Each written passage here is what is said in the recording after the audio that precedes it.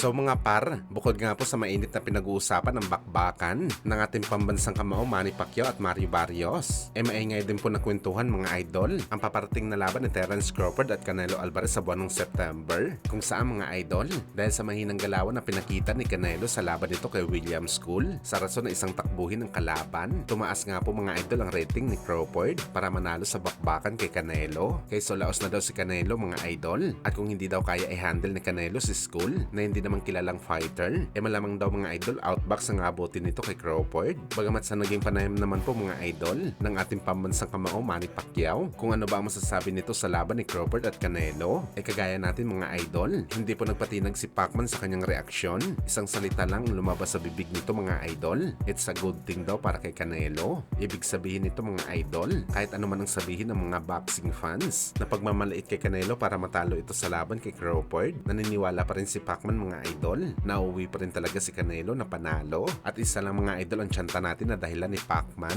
bakit mas pabor ito kay Canelo, dahil malaking tao po ang Meksikano mga idol, at si Crawford aakyat ng 3 division para lumaban sa halimaw.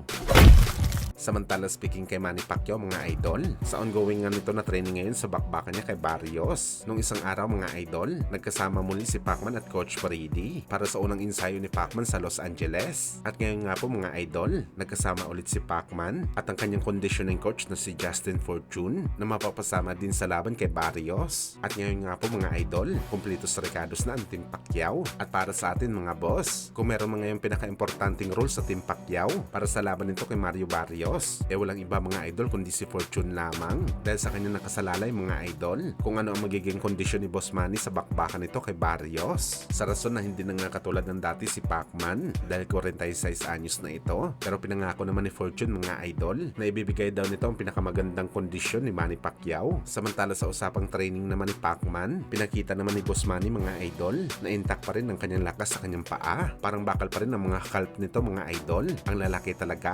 Naniniwala kasi ang mga eksperto dito na dito talaga galing ang lakas ni Pacman sa bakbakan. Sa kabilang banda naman mga idol, napikon nga po ang YouTuber boxer na si Jake Paul sa sinabi ni Lolo Bob Arum para sa paparating na laban nito kay Julio Cesar Chavez Jr. Ano yan itanda mga idol? Hindi daw totoong fighter itong si Jake Paul. Kung totoo daw sana itong fighter, di sana maghanap ito na makakalaban na may pangalan at malakas. Hindi yung lalaban ito sa isang mahina. Kaya hindi daw interesado si Bob Arum mga idol na manood sa next fight ni Jake Paul. Pero ribat naman ng YouTuber boxer mga idol, iwasan daw ni Bob Arum na banggitin ang kanyang pangalan. Kung makasabi daw si Bob Arum parang malinis ito. Matapos ito layasan ni Shakur Stevenson, Terence Crawford at Teofimo Lopez Jr. At ngayon daw bibitawan na ito ng ESPN. At ang team daw ni Bob Arum kinakasuhan dahil mahilig daw ito makipagnegosasyon sa mga taong kriminal.